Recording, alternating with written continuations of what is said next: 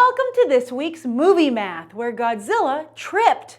Yes, the king of monsters stumbled out of the box office gate, highlighting not just problems with his own movie, but with the way the box office is currently reported. Whereas Hollywood used to wait until Sunday afternoon to release studio estimates for the entire weekend, it turns out even this part of the movie business is unable to escape the speculation game. So while Godzilla's debut dwarfed industry projections, that story is eclipsed by a far juicier story, which is that based on an incredibly strong Friday, the industry trades predicted that Godzilla would in fact be the biggest debut of the year to date, with 100 million, and it wasn't. Thanks to a 16% drop on Saturday, it only ended up with 93 million and second place behind Captain America: The Winter Soldier. Is that drop alarming? It's concerning. Captain America: The Winter Soldier and The Amazing Spider-Man 2 both fell just 6% their first Friday to Saturdays. This is more in line with Man of Steel and Pacific Rim, which fell 17% and 12% their first Friday to Saturdays. Word of mouth is most likely responsible for the drop, with audiences deeply and contentiously divided.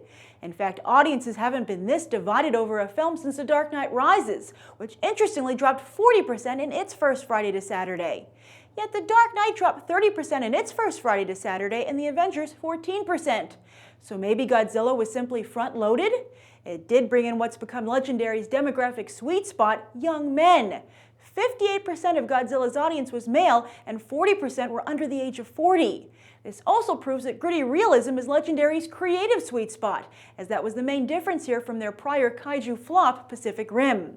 In one weekend, Godzilla has almost matched that flick's entire domestic haul.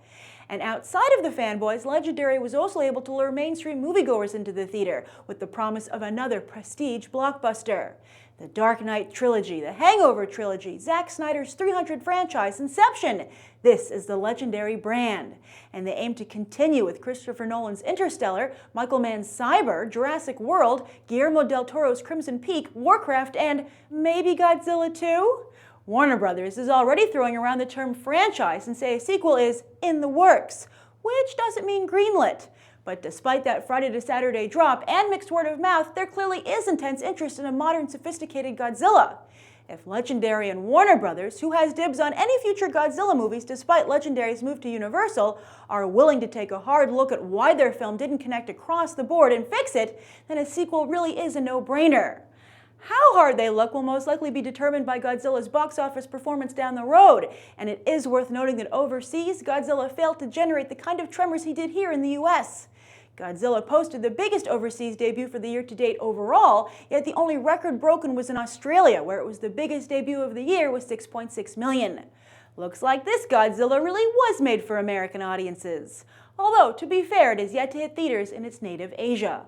Also, kudos to Legendary and director Gareth Edwards for keeping the film's budget under control, as it was made for just 160 million, downright cheap by today's standards.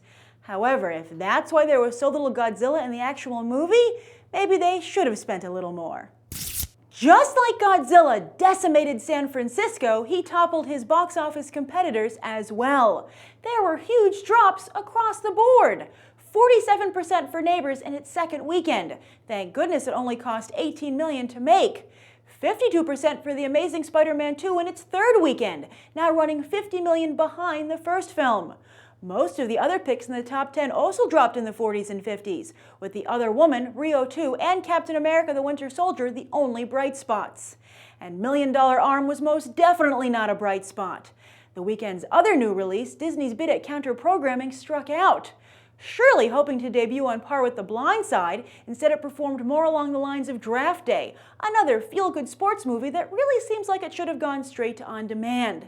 As Mad Men's final season fails to impress in the ratings, it seems Don Draper has a better shot at giving up drinking than Jon Hamm does of making the jump to the silver screen. Hamm has no leading roles lined up, even in the Despicable Me Minions spin-off he's supporting, and it's unlikely he'll get any after this box office bunt. This is why agents need to lock down their client's next movie before their current one opens. Finally, in the specialty market, Chef stayed hot and spicy as it expanded to around 70 theaters.